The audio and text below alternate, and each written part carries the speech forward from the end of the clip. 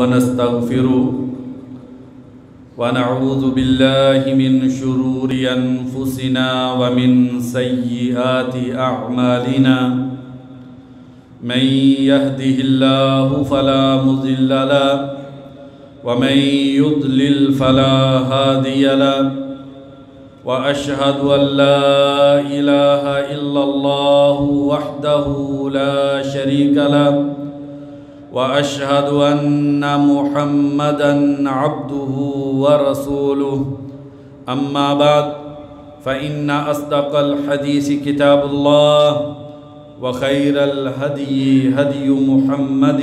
صلى الله عليه وسلم وشر الأمور محدثاتها وكل محدثة بدعة وكل بدعة ضلالة يا أيها الذين آمنوا اتقوا الله حق تقاته ولا تموتن إلا وأنتم مسلمون يا أيها الناس اتقوا ربكم الذي خلقكم من نفس واحدة وخلق منها زوجها وبث منهما رجالا كثيرا ونساء واتقوا الله الذي تساءلون به والأرحام إن الله كان عليكم رقيبا يا أيها الذين آمنوا اتقوا الله وقولوا قولا سديدا يصلح لكم أعمالكم ويغفر لكم ذنوبكم ومن يطع الله ورسوله فقد فاز فوزا عظيما أما بعد فأعوذ بالله من الشيطان الرجيم وقالوا لا تنفروا في الحر قل نار جهنم أشد حرا لو كانوا يفقهون۔ ہر قسم کی حمد و ثنا اس اللہ وحدہ لا شریک کے لیے کہ جس ذات باری تعالیٰ نے گرمی کے موسم میں انسانوں کے لیے طرح طرح کی نعمتیں عطا کی ہیں، جس میں وہ پرسکون لذت بری زندگی گزار سکتے ہیں۔ انگنت لا تعداد درود و سلام ہو نبی اکرم صلی اللہ علیہ وسلم کی ذات اقدس پہ کہ جنہوں نے انسانوں کو دنیا میں اللہ تبارک و تعالیٰ کی نعمتوں کی قدر کرنے کی تعلیم دی۔ کروڑوں رحمتیں ہوں صحابہ کرام پر، تابعین عظام پر، محدثین کرام پر، جو ہر طرح کے حالات میں اللہ تبارک و تعالیٰ کی عبادت اور بندگی کرتے رہے۔ پیارے ایمان والے بھائیوں، اللہ تبارک و تعالیٰ ہم سے راضی ہو جائیں، دنیا اور آخرت کی سعادتیں اور برکتیں اللہ تبارک و تعالی ہمیں عطا فرما دیں اور ہمیں ویسی خوبصورت زندگی گزارنے کی توفیق عطا فرما دیں جیسی زندگی ہمارے خالق و مالک و مطلوب ہے۔ نبی اکرم صلی اللہ علیہ وسلم اس دنیا میں تشریف لائے اور جب آپ صلی اللہ علیہ وسلم کو نبوت سے سرفراز کیا گیا، آپ صلی اللہ علیہ وسلم مکہ المکرمہ اور پھر وہاں سے مدینہ المنورہ حجاز کے علاقے میں آپ صلی اللہ علیہ وسلم اللہ کے دین کی دعوت کا کام کر رہے ہیں، اور اس وقت دنیا میں دو طاقتیں آپس میں نبرد آزما تھیں۔ وہ طاقتیں طاقت کے نشے میں چور، انسانیت کے لیے وبال، اور طاقت کے غرور میں اس قدر متکبر ہو گئے کہ کمزور کی کمزوری اس کے لیے دنیا میں زندگی گزارنے کے لیے مشکل کا ذریعہ بن گئی۔ ایرانی حکومت اور رومی سلطنت یہ دونوں اپنے وقت کی بڑی طاقتیں، اور طاقت کا نشہ یہ بڑی بری چیز ہوتی ہے۔ اللہ تبارک و تعالیٰ اگر انسان کو طاقت عطا کرے تو انسان کو وہ طاقت انسانیت کی بھلائی خیر خواہی کے لیے استعمال کرنی چاہیے۔ کسی کی آنکھوں میں آنسو ہوں تو ان آنسوؤں کو پوچھنے اور صاف کرنے کے لیے انسان کو اپنی طاقت صرف کرنی چاہیے۔ یتیم کے ہاتھ پہ دست شفقت رکھنے کے لیے اگر اللہ نے طاقت دی ہے تو انسان کو وہ طاقت استعمال کرنی چاہیے۔ بیوہ بے کس اس کا سہارا بننے کے لیے اگر اللہ نے طاقت دی ہے تو انسان کو وہ طاقت استعمال کرنی چاہیے۔ لیکن عموماً یہ ہوتا ہے کہ اللہ تبارک و تعالیٰ جسے مال عطا کر دیتے ہیں، مال سے جسے اللہ تبارک و تعالیٰ نواز دیتے ہیں، جس انسان کے پاس طاقت آ جاتی ہے تو وہ طاقت کے نشے میں ایسا چور ہوتا ہے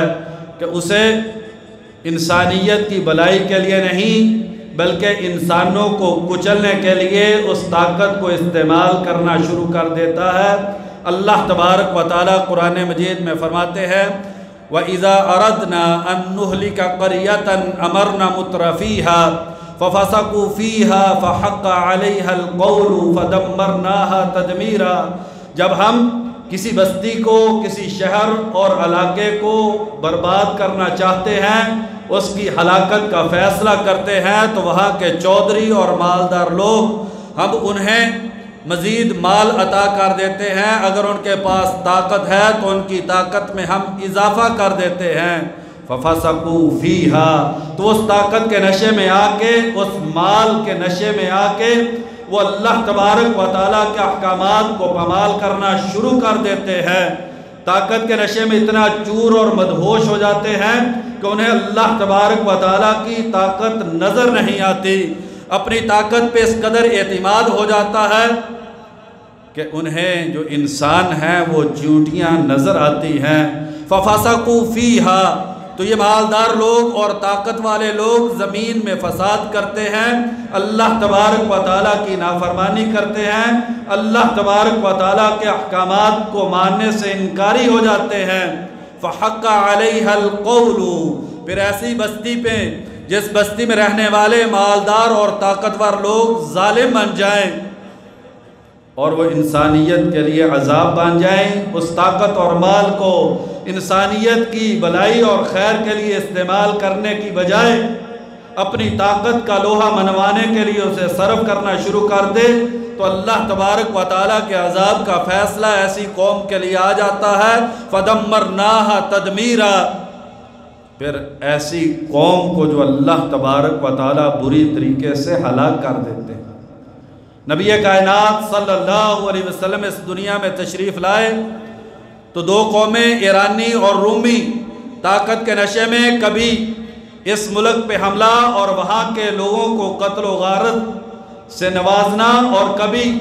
عورتوں کی عصمتوں کو پامال کرنا اور چھوٹے چھوٹے روتے ہوئے بچوں کو ذبح اور قتل کرنا۔ اسی طریقے سے یہ لڑائیوں کا سلسلہ چل رہا ہے۔ نبی اکرم صلی اللہ علیہ وسلم مکہ المکرمہ سے ہجرت کر کے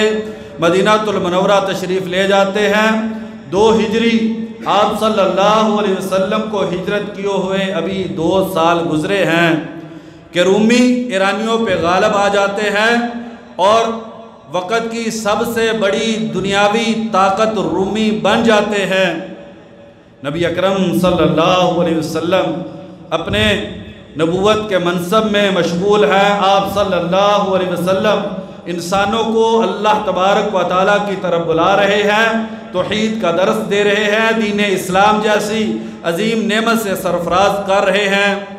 اور اسی طریقے سے مکہ المکرمہ فتح ہو جاتا ہے۔ 9 ہجری ہے اور آپ صلی اللہ علیہ وسلم کو خبریں پہنچتی ہیں کہ وقت کی سب سے بڑی طاقت رومی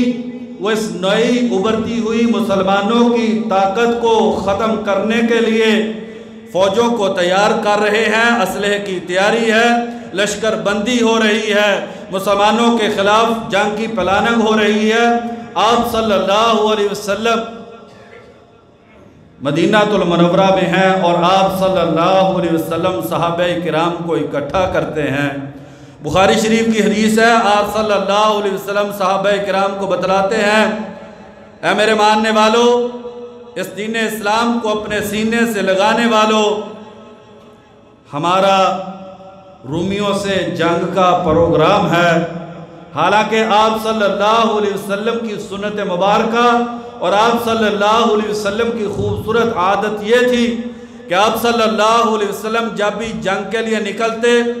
تو آپ صلی اللہ علیہ وسلم دشمن کے بارے میں نہیں بتلاتے تھے تاکہ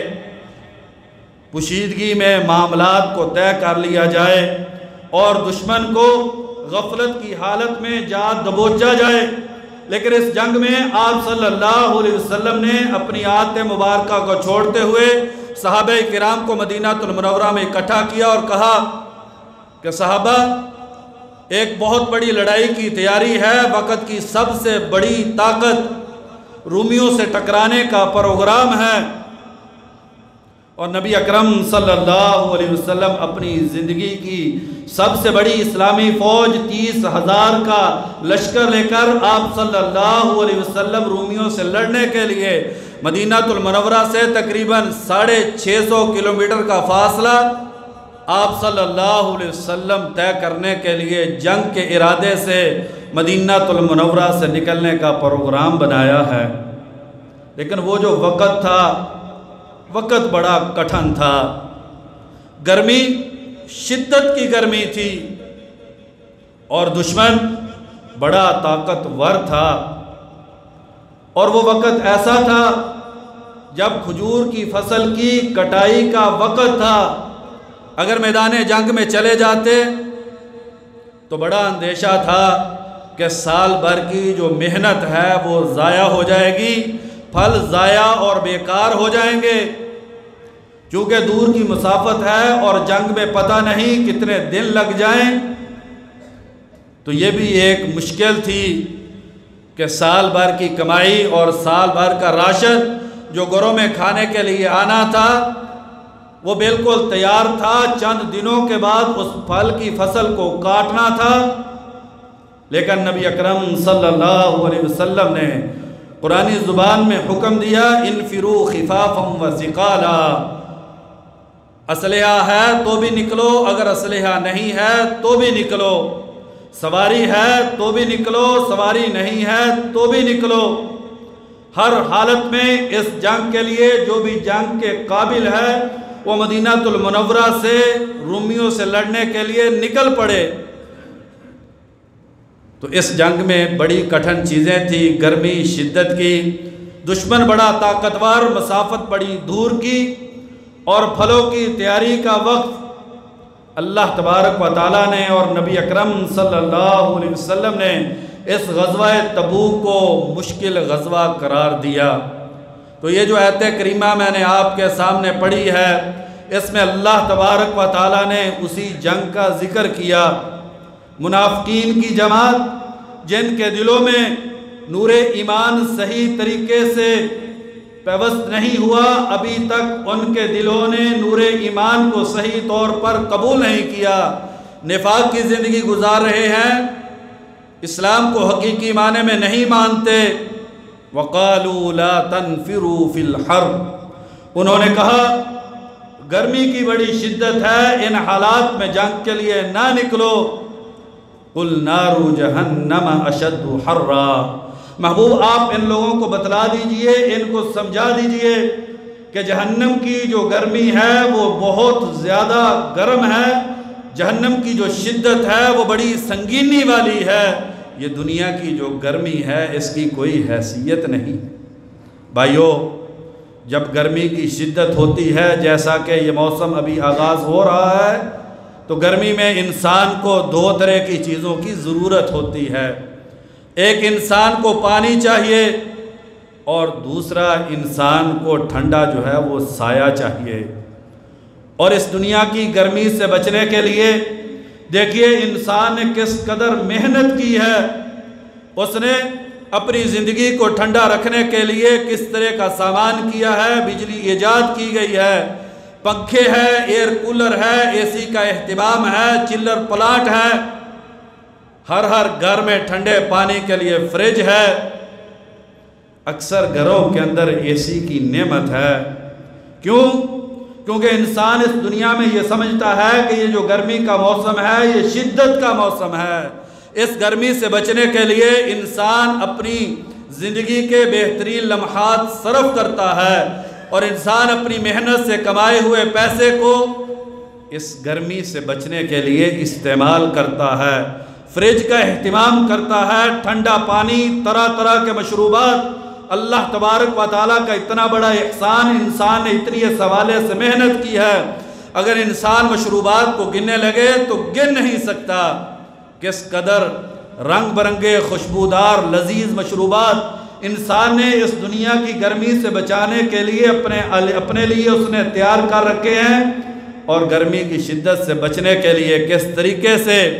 پنکھوں کا، ایئر کولروں کا اور اے سی کا انسان نے اہتمام کیا ہے، کیونکہ انسان اس دنیا میں سمجھتا ہے کہ یہ گرمی ایک مشکل مرحلہ ہے، آسانی والی زندگی گزارنے کے لیے اس گرمی کے مقابلہ کرنے کے لیے کچھ تیاری کی ضرورت ہے۔ لیکن بھائیو، سوال یہ پیدا ہوتا ہے، کیا میں نے اور آپ نے آخرت کی گرمی سے بچنے کے لیے بھی کوئی تیاری کی ہے یا کہ نہیں کی؟ قُلْ نَارُ جَهَنَّمَ أَشَدُّ حَرًّا، محبوب آپ ان کو بتلا دیجئے، سمجھا دیجئے، ان کا عقیدہ بنا دیجئے، ان کے رگ و ریشے کے اندر اس بات کو پیوست کر دیجئے، ہر ذہن کے اندر اس بات کو پختہ کر دیجئے، ہر دل کا یقین اور عقیدہ بنا دیجئے کہ جہنم کی جو گرمی ہے بڑی شدید ہے۔ کتنی ہے؟ سیدنا ابو ہریرہ رضی اللہ عنہ بیان کرتے ہیں، بخاری شریف کی حدیث ہے، نارکم جزء من 70 جزءا من نار جہنم، تمہاری یہ جو دنیا کی آگ ہے یہ جہنم کی آگ کا 70واں حصہ ہے، وہ آگ اس سے 69 گنا زیادہ شدید اور زیادہ گرم ہے۔ اور بھائیو، اس دنیا کی گرمی اور آگ اتنی شدید ہے کہ اگر اس کے اندر لوہے کو رکھا جائے، ہم صرف گھروں کے چولہے میں جلنے والی آگ کا تصور نہ کریں، آگ کے ان پلانٹوں کے بارے میں سوچے جنہیں انسان نے بنایا ہے، جس کے اندر یہ مضبوط لوہا چند لمحات میں پگھل جاتا ہے، تو یہ دنیا کے اندر جتنی بھی آگ اور اس کی گرمی ہے بھائیو، یہ جہنم کی گرمی کا 70واں حصہ ہے، اور جہنم کی گرمی اس سے 69 گنا زیادہ ہوگی۔ قیل یا رسول اللہ صلی اللہ علیہ وسلم ان کانت لکافیہ، صحابہ نے تڑپ کے کہا جب آپ صلی اللہ علیہ وسلم نے اس دنیا کی آگ اور آخرت کی آگ کا تقابل کیا اور دنیا کی زندگی کی حقیقت اور آخرت کی زندگی کی حقیقت صحابہ کرام کو سمجھائی، صحابہ تڑپ اٹھے، صحابہ کے دل میں خوف پیدا ہوا، کہا اللہ کے نبی ان کانت لکافیہ، اللہ کے نبی عذاب دینے کے لیے تو یہ دنیا کی آگ ہی کافی تھی، اس دنیا کی آگ کو بھی انسان چند لمحات کے لیے برداشت نہیں کر سکتا، پھر اللہ کے نبی آخرت میں جہنم کی آگ اتنی شدید گرم۔ تو سوچئے بھائیو، دنیا میں گرمی سے بچنے کے لیے اگر ہم اتنی محنت کر رہے ہیں، صبح سے لے کے شام تک دوڑ دھوپ ہے کہ گھر کو ٹھنڈا کر لیا جائے، ٹھنڈے پانی کا اہتمام کر لیا جائے، طرح طرح کے مشروبات جو ہیں وہ گھر کی فریج کے اندر موجود ہوں، جس بھی چوک چراہے اور بازار میں جائیں طرح طرح کے ٹھنڈے مشروبات پینے کو ملتے ہیں، اور ہم ان سارے مشروبات کو نوش کرتے ہیں، لیکن بھائیو آخرت کی گرمی سے بچنے کے لیے کیا ہم اسی طریقے سے محنت کر رہے ہیں؟ وہ جہنم، سیدنا عبداللہ بن مسعود رضی اللہ عنہ بیان کرتے ہیں، مسلم شریف کی حدیث ہے، یوتا بجہنم یومئذ لہا 70,000 زمام، قیامت کے دن جہنم کو لایا جائے گا، جہنم کی 70,000 لگامیں ہوں گی، مع کل زمام 70,000 ملک، ہر لگام کو 70,000 فرشتوں نے پکڑ رکھا ہوگا، یجرونہا، اور اس جہنم کو کھینچ کر وہ لائیں گے، 4 ارب اور 90 کروڑ فرشتے، بھائیو انسان نہیں، فرشتے اتنی بڑی جہنم ہولناکی والی خوفناک بکھری ہوئی، اللہ تبارک و تعالیٰ کی جو نافرمان ہیں ان کے لیے اس دن وہ چیخو پکار کر رہی ہوگی کہ یا اللہ جس نے تیری نافرمانی کی ہے آج اس کو میرے اندر ڈال دے۔ اللہ تبارک و تعالیٰ مجھ کو اور آپ کو اس جہنم سے محفوظ فرما لے۔ اللہ تبارک و تعالیٰ دنیا کی گرمی سے بھی بچائے اور آخرت کی گرمی سے بھی۔ 4 ارب 90 کروڑ فرشتے اس جہنم کو کھینچ کر لائیں گے۔ اس جہنم کی گرمی سے بچنے کے لیے بھائیوں کیا تیاری؟ یہ گرمی کا موسم جس میں سورج سروں کے اوپر آتا ہے تو چند لمحے گرمی میں کھڑا ہونا انسان کے لیے ممکن نہیں ہوتا۔ ہمارا درجہ حرارت تقریباً 40 ڈگری سینٹی گریڈ 1922 میں ایک مرتبہ لیبیا کے اندر 58 ڈگری سینٹی گریڈ، یہ کوئی گرمی کی بہت بڑی شدت نہیں ہے۔ صرف بات کو سمجھانے کے لیے انسانی زندگی میں جو درجہ حرارت زیادہ سے زیادہ نوٹ کیا گیا 58 ڈگری سینٹی گریڈ، اور لاکھوں لوگ جو ہے اس گرمی کا لقمہ بن گئے اور لاکھوں لاشیں جو ہے وہ زمین پہ بچھ گئیں۔ اگر گرمی کی حقیقت کو دیکھنا ہے تو چولستان کے صحراؤں میں دم توڑتی اور سسکتی ہوئی زندگی کو دیکھیے۔ ماؤں کے سامنے پانی کی کمی کی وجہ سے، پانی کا قطرہ میسر نہ آنے کی وجہ سے ماں کی آنکھوں کے سامنے بچے جو ہے وہ ایڑیاں رگڑ رگڑ کے مر رہے ہیں۔ بھائیو، اس دنیا میں بھی گرمی سے بچاؤ کا سامان کیجئے اور آخرت کی گرمی سے بھی بچنے کے لیے شدید محنت کی ضرورت ہے۔ اس لیے اللہ تبارک و تعالیٰ فرماتے ہیں، قل محبوب آپ فرما دیجئے نارو جہنم اشد حرا، جہنم کی جو آگ ہے بہت زیادہ گرم ہے، لو کانوا یفقہون، اے کاش کہ انسانوں کے پاس عقل اور شعور ہو، انسانوں کے پاس بصیرت ہو، دنیا اور آخرت کی حقیقت کو سمجھنے والا دل ہو، اور یہ لوگ معاملات کی گہرائی کو سمجھ لیں تو یہ ان کی زندگی کو سنوارنے کے لیے کافی ہے کہ آخرت کی زندگی میں بھی گرمی سے بچاؤ کا سامان کرنے کی ضرورت ہے۔ وہاں پر بھائیوں گرمی کیسی ہوگی؟ بخاری شریف کی حدیث ہے، سورج 1 میل کی مسافت پر ہوگا، ابھی اربوں خربوں میل کی مسافت پہ، اور انسانیت گرمی سے دم توڑ رہی ہے۔ سورج تھوڑا سا قریب آ جائے، خط استوا پہ جو لوگ زندگی گزارتے ہیں ان کے لیے گرمیوں میں زندگی گزارنا انتہائی مشکل ہو جاتا ہے۔ تصور کیجئے اس دن کی گرمی کا جب سورج 1 میل کی مسافت پہ ہوگا، پھر انسانیت کیسے بلبلائے گی؟ اور انسان کے جسم سے اس سورج کی گرمی کی وجہ سے پسینہ نکلے گا، پسینے کے دریا ہوں گے، کوئی ٹخنے میں اس پسینے میں ڈوبا ہوا ہوگا، کسی کے گھٹنے غرق ہوں گے، کوئی کمر تک اس پسینے میں ڈوبا ہوا ہوگا، کوئی گردن تک، کوئی پورے کا پورا اس پسینے کے اندر ڈوبا ہوا گوتے کھا رہا ہوگا۔ اور اس دن انسان کو پانی اور سائے کی شدید ضرورت محسوس ہوگی۔ جی وہاں پر بھی پانی اور سایہ ہے، لیکن اس کے لیے بھائیوں کچھ کرنے کی ضرورت ہے۔ یہاں پر بھی گرمی سے بچنے کے لیے ہم محنت کرتے ہیں، وہاں کی گرمی سے بچنے کے لیے بھی ہمیں اللہ اور اللہ کے رسول نے کوئی چیزیں بتلائی ہیں، اگر ہم ان کو مان لیں، ان کو اپنی زندگی میں لے آئیں، اللہ اور اللہ کے رسول کی تعلیمات کے مطابق زندگی کو گزار لیں، وہاں پر پانی بھی مل جائے گا، وہاں پر سایہ بھی مل جائے گا۔ اور اگر ہم نے اس دنیا کی زندگی میں مدہوش ہو کر اللہ اور اللہ کے رسول کے فرامین کو فراموش کر دیا، اپنی مرضی کی زندگی گزاری،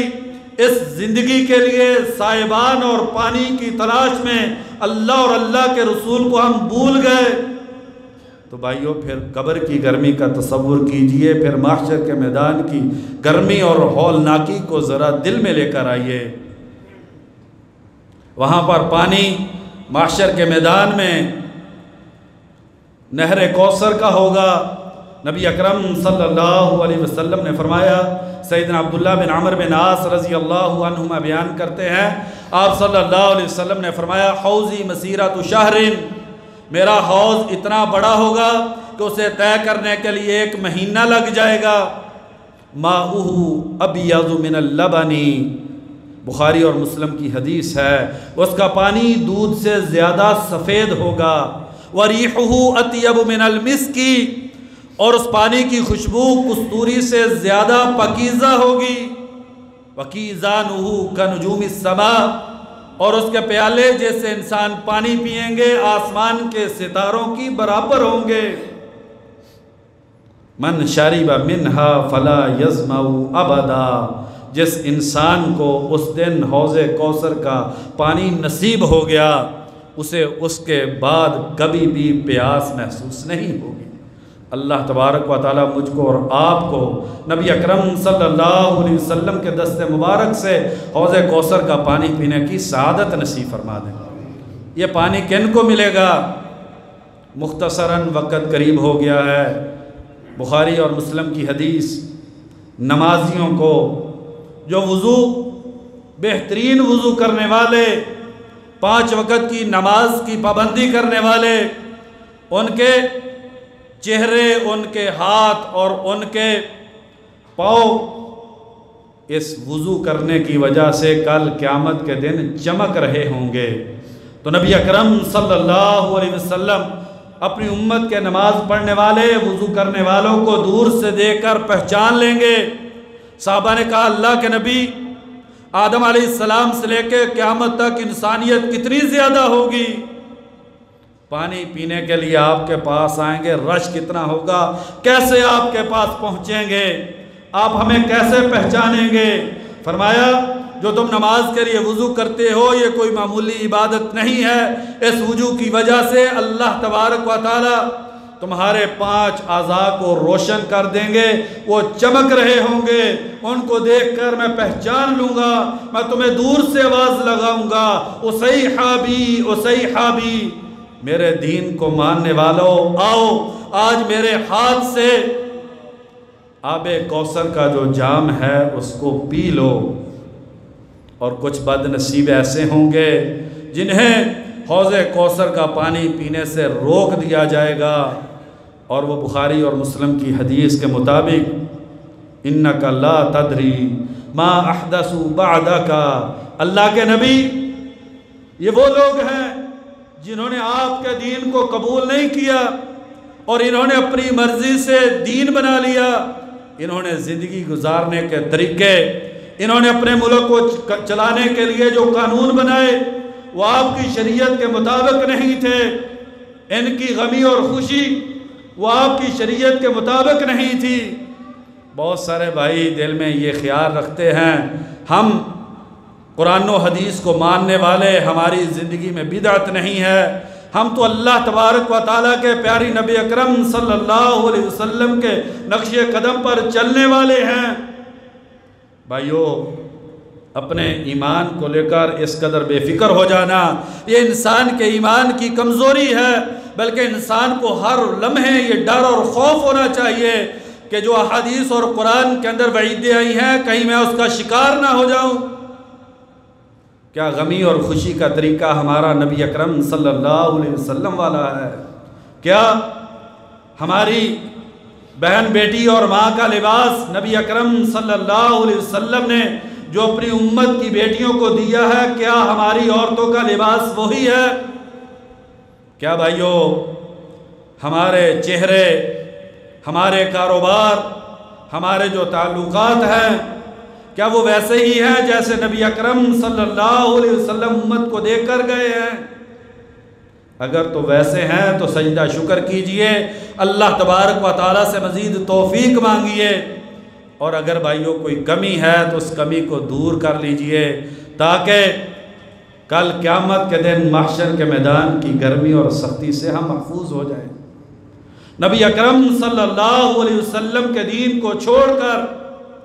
اپنی زندگی کے کسی بھی معاملے کے لیے کسی اور چیز کو پسند نہ کیجئے۔ اگر ہم چاہتے ہیں کہ اس محشر کے میدان میں ہم گرمی سے بچ جائیں، ہمیں حوض کوثر کا بہترین پانی مل جائے، تو بھائیو اس کے لیے نمازوں کی پابندی کرنا اور نبی اکرم صلی اللہ علیہ وسلم کی شریعت کے مطابق زندگی گزارنا بڑا ضروری ہے۔ اللہ تبارک و تعالیٰ سے دعا ہے اللہ تبارک و تعالیٰ ہمیں 5 وقت جماعت کے ساتھ نبی اکرم صلی اللہ علیہ وسلم کی سنت کے مطابق نماز پڑھنے کی توفیق نصیب فرما دے، اور اللہ تبارک و تعالیٰ ہمیں نبی اکرم صلی اللہ علیہ وسلم کی پیاری شریعت کے مطابق زندگی گزارنے کی توفیق عطا فرما دیں۔ وما توفیقی الا باللہ۔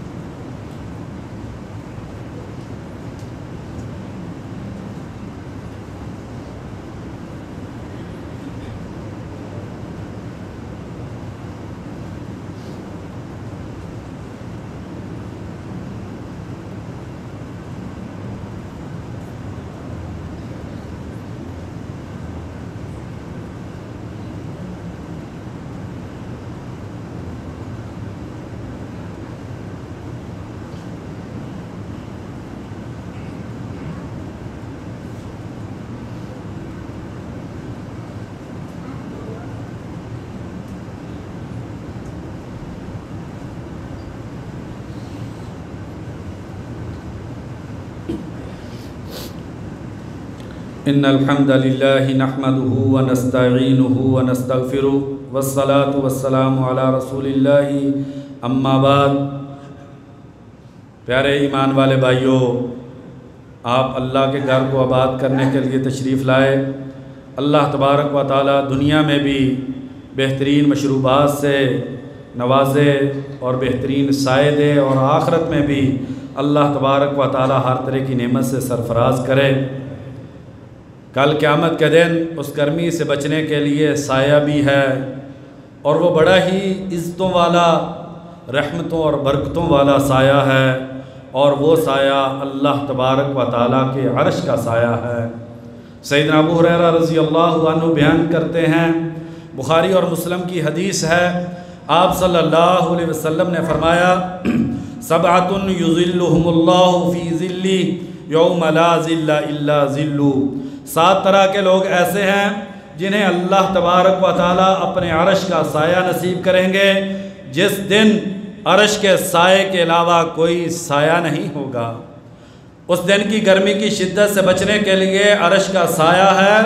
اور وہ سایہ 7 طرح کے خوش نصیبوں کو ملے گا۔ ان میں سب سے پہلا الامام العادل، عدل کرنے والا، حق پرست حکمران، وہ حکمران جو شریعت کے مطابق زندگی گزارتا ہے، جو اللہ تبارک و تعالیٰ کی توحید کو ماننے والا اور شرک سے بیزار، شرک سے نفرت کرنے والا اور شرک کے خلاف کھڑا ہونے والا۔ امام عادل کی سب سے پہلی صفت یہ ہے کہ وہ حکمران توحید پرست ہونا چاہیے، توحید کا داعی ہونا چاہیے، توحید کا علم بردار، علم بلند کرنے والا ہونا چاہیے۔ دوسرا، وہ اللہ تبارک و تعالیٰ کی شریعت کو نافذ کرنے والا ہونا چاہیے، اللہ تبارک و تعالیٰ کے دین کو انسانیت پہ نافذ کرنے والا، اور پھر عدل و انصاف کے جو تقاضے ہے پورا کرنے والا حکمران۔ ایسے عظیم حکمران کو کل قیامت کے دن اللہ تبارک و تعالیٰ کے عرش کا سایہ نصیب ہوگا۔ وَشَابٌ نَشَأَ فِي عِبَادَةِ رَبِّهِ، اور وہ نوجوان جس نے اپنی جوانی چوک چراہے کی نظر نہیں کی، فحاشی و عریانی کا دل دادا ہو کر اس نے اپنی جوانی کو برباد نہیں کیا۔ وہ نوجوان مرد اور نوجوان عورت جس نے اپنی جوانی کو سنبھال لیا اور جوانی میں اللہ تبارک و تعالیٰ کی عبادت کی۔ جوانی کے سجدے اللہ تبارک و تعالیٰ کو بڑے ہی محبوب ہیں۔ جوانی کی دعائیں، جوانی کے ذکر و اذکار، جوانی کے روزے، جوانی میں انسانیت کی خدمت کرنا،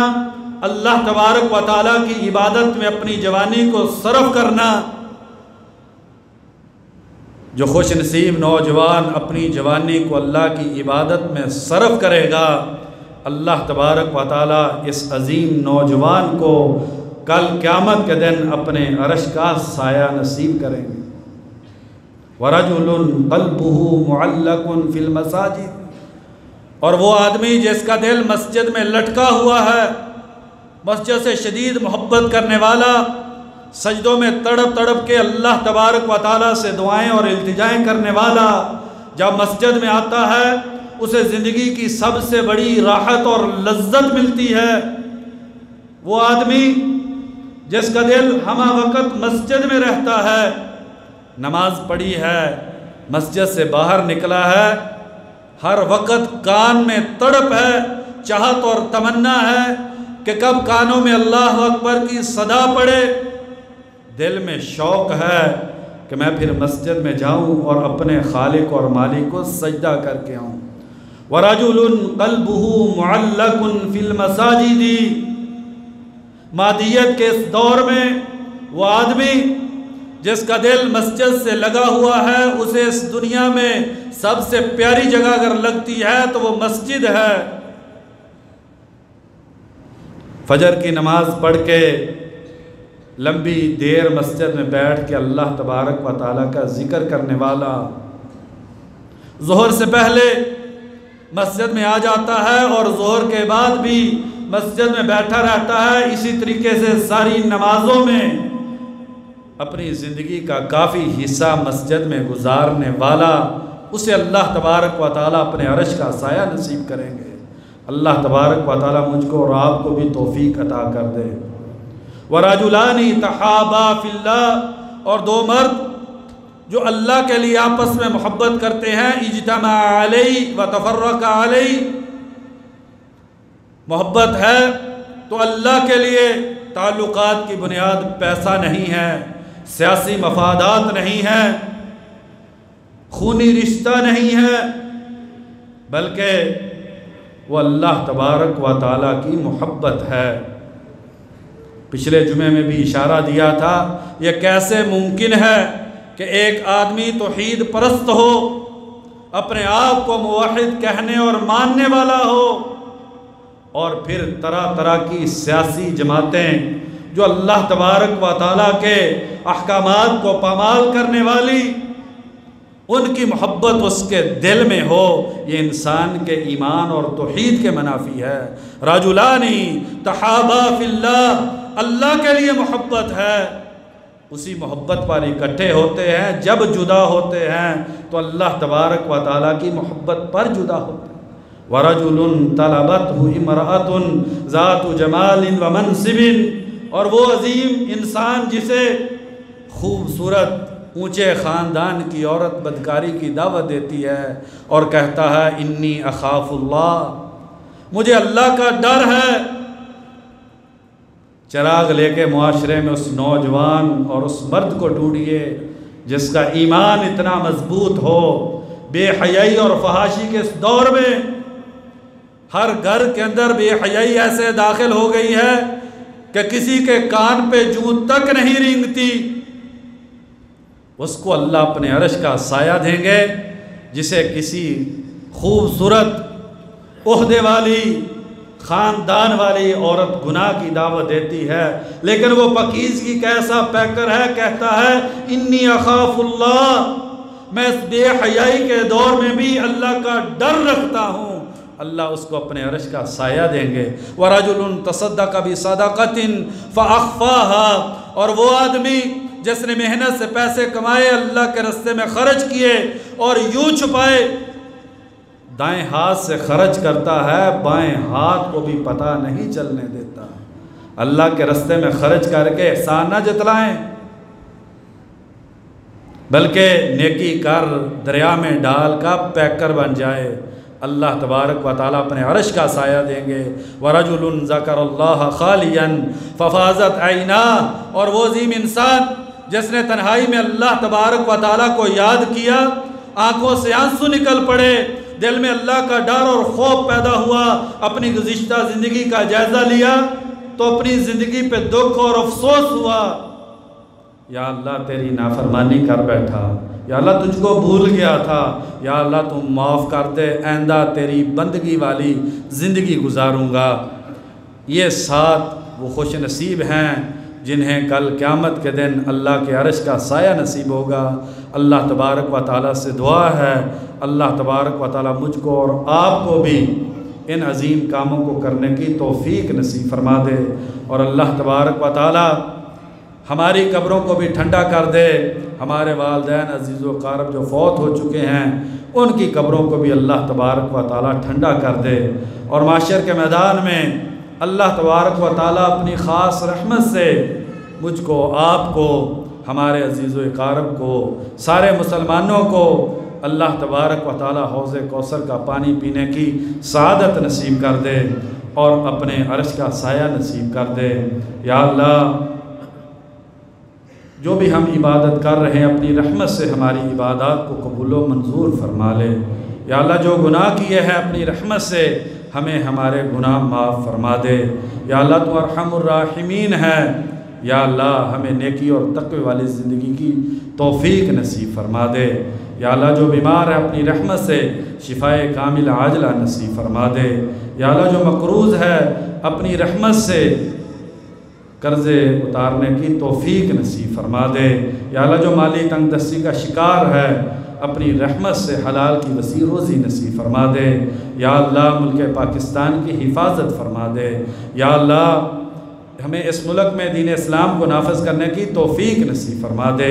یا اللہ جو فوت ہو چکے ان کی قبروں کو جنت کے باغیچے بنا دے۔ یا اللہ جب ہم بھی قبر کی اندھیر کوٹری میں جائیں ہمارے ساتھ بھی یا اللہ رحمت والا معاملہ فرما دے۔ یا اللہ نیکی تقوی والی زندگی نصیب فرما دے۔ یا اللہ جو خیر مانگی ہے وہ بھی عطا فرما دے، جو نہیں مانگی تیرے نبی نے مانگی ہے وہ بھی عطا فرما دے۔ یا اللہ جس شر سے پناہ مانگی ہے اس سے بھی محفوظ فرما دے، اور جس سے پناہ نہیں مانگ سکے تیرے نبی نے مانگی ہے یا اللہ اس سے بھی محفوظ فرما دے۔